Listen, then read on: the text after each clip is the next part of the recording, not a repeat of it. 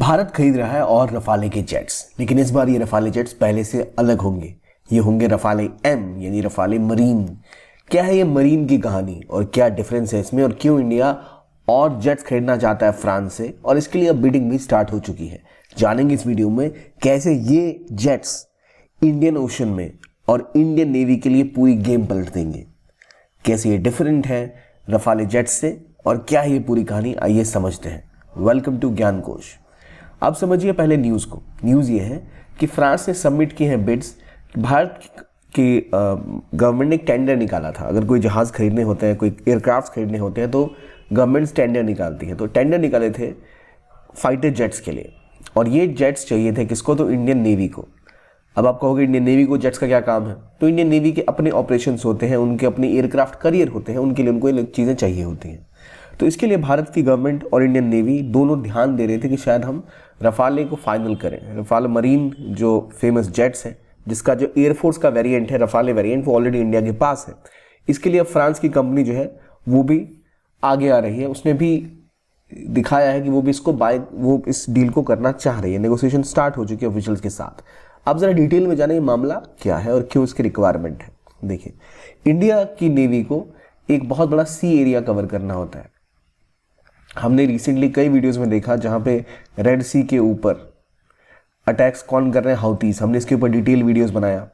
हमने देखा हिजबुल्लाह के अटैक्स, हमने उसके ऊपर वीडियोस बनाए। हमने ये भी देखा रिसेंटली कि स्ट्रेट ऑफ हॉर्मुज जो ईरान के पास है, वहां भी विवाद बढ़ रहा है। इन सब से लड़ने के लिए वहां पर, और रिसेंटली जब सोमालिया के कुछ लुटेरों ने एक शिप को, माल्टा के एक शिप को अगवा करके अपने देश ले जाने की कोशिश की, जहां इंडियन नेवी बचाव में भी गई थी। इन सभी चीज़ों पर क्लियरली पता चलता है कि इंडियन नेवी का रोल अब बढ़ेगा, और इंडियन नेवी को ज़रूरत है ऐसे शिप्स की जो मल्टी रोल कर सके, मतलब जो दूर तक जा सके और अगर कोई विवाद उठे तो वहां पर उसको खत्म भी कर सके। तो ये फाइटर प्लेन्स की डील करने की बात लगातार नेवी कर रही थी, इंडिया उसकी तैयारी में भी था, और ये लगभग 50,000 करोड़ रुपए की डील है, जिसमें 24 से लेकर 26 जेट्स जो रफाले जेट्स हैं वो लिए जाएंगे। 4 ट्रेनिंग जेट्स लिए जाएंगे जो इनको ट्रेन करेंगे, और कुछ सबमरीन्स और कुछ इक्विपमेंट्स को लेकर ये डील की बात चली है। अब इसमें जो कंपनी सबसे आगे ऑब्वियसली वो है रफाले मरीन। अब रफाले मरीन क्यों यूज़ करना, हमारे पास जो एयरफोर्स के वही वाले क्यों नहीं यूज़ कर लेते, और कहाँ इनका इस्तेमाल किया जाएगा। तो देखिए, मुख्य रूप से इतने भारी जेट्स का इस्तेमाल किया जाता है एयरक्राफ्ट कैरियर्स के ऊपर। अब एयरक्राफ्ट कैरियर क्या होते हैं, देखिए ये शिप है, ये होते हैं एयरक्राफ्ट कैरियर, जहाँ पर एयरक्राफ्ट रहते हैं लैंडेड। यहाँ आपको दिख रहे हैं एयरक्राफ्ट हैं, और जब रिक्वायरमेंट हो, कहीं कुछ खतरा हो, तो आपके जेट्स यहाँ से उड़ान भरते हैं और सीधा दुश्मन के ऊपर अटैक कर देते हैं। ये नेवी के अलग जेट्स होते हैं। तो रफाले मरीन जो है वो थोड़ा डिफरेंट है कंपेयर टू रफाले। और ये जो आपकी एयरक्राफ्ट कैरियर है, इंडिया के पास कौन कौन से, INS विक्रांत है, INS विक्रमादित्य है, इनकी कैपेबिलिटी बढ़ानी बहुत ज़रूरी है। इनके ऊपर जो अभी नॉर्मली जो इनके ऊपर फाइटर जेट्स रहते हैं, वो या तो MiG-29 या फिर PM के सुखोई 30 को भी आप लगा सकते हो, लेकिन वो जेट्स उतने मैन्यूवरेबल नहीं है। इसलिए ज़रूरत है ऐसे जेट्स की जो और ज़्यादा एडवांस्ड हो, जिसलिए अब ये टेंडर लाया गया। तो रफाले इसमें बहुत आ गया। क्या डिफरेंस है दोनों में ये भी समझते हैं। लेकिन ये देखिए, जैसे ये आपको दिख रहा है, ये एयरक्राफ्ट कैरियर है, ये जो आपको दिख रहा है एक फाइटर जेट यहाँ जाता हुआ, तो यहाँ लैंड करेगा और यहाँ लगे रहते हैं जेट्स। और जब भी मौका आता है, कहीं नहीं लगता है कि किसी सी पायरेसी हो रही है, दुश्मन का कोई शिप हमारी ओर आ रहा है या कुछ ऐसा अटैक वाला सिस्टम आता है, तब इसका इस्तेमाल किया जाता है। और एयरक्राफ्ट कैरियर्स को कहा जाता है चलती फिरती फौज होती है। और इसीलिए USA का दबदबा दुनिया भर में इसलिए है क्योंकि USA के पास ऐसे कई खतरनाक एयरक्राफ्ट कैरियर्स हैं जो कैरियर किसी भी देश की आर्मी और नेवी को निस्तो नाबूद करने की पूरी क्षमता रखते हैं। 25 से 30 फाइटर जेट्स इनके इस कैरियर्स पे होते हैं जो साथ साथ चलते हैं। बेड़ा बहुत स्ट्रांग होता है। इसीलिए इंडिया भी टेंशन रहता है कि चाइना के जो एयरक्राफ्ट कैरियर्स हैं वो अगर इंडिया के इंडियन ओशन के आसपास घूम रहे हैं तो भारत के लिए भी खतरे का संकेत हो सकता है। भारत के पास खुद भी एयरक्राफ्ट कैरियर्स हैं और भारत की नेवी बहुत स्ट्रांग है, लेकिन नेवी की जो एरियल कैपेसिटी है उसको इंप्रूव करने की जरूरत है, और इसी की कोशिश अभी सरकार कर रही है और नेवी चाहती है और जेट्स खरीदना। ये जेट्स थोड़े बहुत अलग होते हैं। नॉर्मली जो एयरक्राफ्ट उड़ते हैं वो किसी रनवे पे उड़ते हैं, तो यहाँ रनवे बहुत छोटा होता है और इनको अलग अलग तरह की टेक्निक्स का इस्तेमाल करना पड़ता है। इसलिए थोड़ा डिफरेंट तरीके का आपको जेट की रिक्वायरमेंट होती है। इसीलिए अब रफाले और रफाले एम या एम रफाले की बात की जा रही है, मरीन रफाल, इनके बीच में क्या डिफरेंस है ये जानते हैं इस वीडियो में। लेकिन उससे पहले आपके लिए एक इन्फॉर्मेशन कि अगर आप UPSC की तैयारी कर रहे हैं तो आप 2025 का अटेम्प्ट अगर लेना चाहते हो तो दिक्कत क्या आएगी। दिक्कत ये आएगी कि आपके पास टाइम बहुत ज़्यादा लगेगा, लेकिन असल में बहुत कम होता है वो time. You need to prepare in a short duration of time. जो आपको लगेगा बहुत बड़ा, क्योंकि कंटेंट इतना सारा है, इतनी चीज़ें पढ़नी है आपको, इतने बड़े सब्जेक्ट्स हैं कि ये साल इतनी जल्दी बीतेंगे आपको पता भी नहीं चलेगा। और आप अक्सर उन चीज़ों पर ध्यान लगा देते हो जो रेलेवेंट नहीं है। तो रेलेवेंट जो इन्फॉर्मेशन है, रेलेवेंट जो नॉलेज है जो आपको गेन करनी है, उसका पता कैसे लगेगा, कैसे क्वेश्चंस को पढ़ना है, कैसे आंसर करने हैं, किन टॉपिक्स को इग्नोर करना है और किन टॉपिक्स पे फोकस करना है, ये आपको पता होना चाहिए। इसके लिए बहुत ज़रूरी है आपको बेहतर गाइडेंस और बेहतर मेंटरशिप और एक बढ़िया क्लासरूम प्रोग्राम जहाँ पे टीचर्स आपको डिटेल तरीके से आपके बेसिक्स को बिल्ड करें। क्योंकि आप जैसा क्वेश्चन का पैटर्न है, अगर आपके बेसिक्स स्ट्रांग नहीं है तो आप बेहतर तरीके से प्रीलिम्स या मेंस के क्वेश्चन आंसर नहीं कर पाओगे। आपको पता होना चाहिए कि जो आप बुक में पढ़ रहे हो इस नॉलेज का इस्तेमाल अपने आंसर्स में कैसे करोगे। यूपीएससी में जब भी आंसर्स लिखने होते हैं, कुछ पढ़ना होता है, वो चीज़ों को कोलैबोरेट करके की जाती है, एक तरीके से नहीं।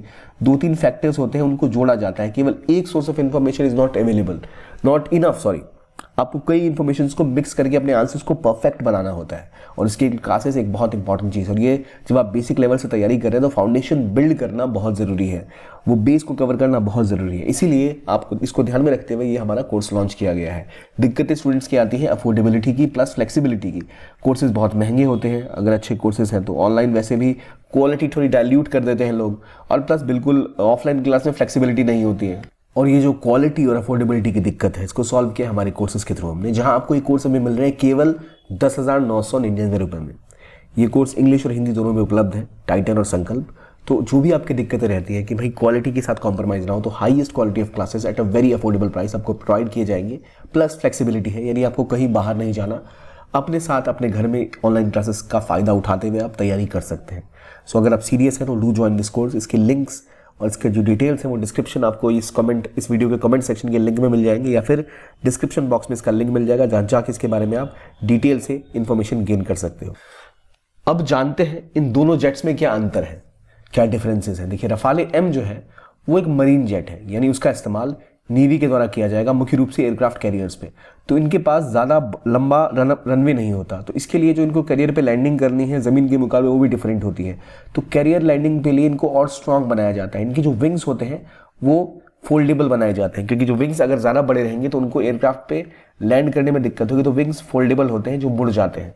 प्लस इनमें एक टेल हुक होता है, इस हुक का इस्तेमाल जब कोई प्लेन टेक ऑफ करता है या लैंड करता है उसमें बहुत मदद होती है। इससे रडार को और बेहतर तरीके से मैरीटाइम के हिसाब से ऑप्टिमाइज किया जाता है कि समुद्री इलाकों पे कैसे उसकी ज़रूरत के हिसाब से उसमें बदलाव किए जाएं। ज़्यादा बेहतर हथियार और एंटी शिप मिसाइल्स का इस्तेमाल किया जाता है। आमतौर पर रफाले में नॉर्मल वेपन्स होंगे, लेकिन जब आप रफाले का इस्तेमाल कर रहे हैं केवल शिपिंग के लिए मरीन एरियाज में, तो वहाँ उसके हिसाब से शिप डिस्ट्रॉयर्स में होते हैं। प्लस करियर के ऑपरेशन के लिए उसमें विशेष तौर पर चीज़ें दी जाती हैं, तो बिल्कुल उसको रिमाउल्ड किया जाता है रिक्वायरमेंट के हिसाब से।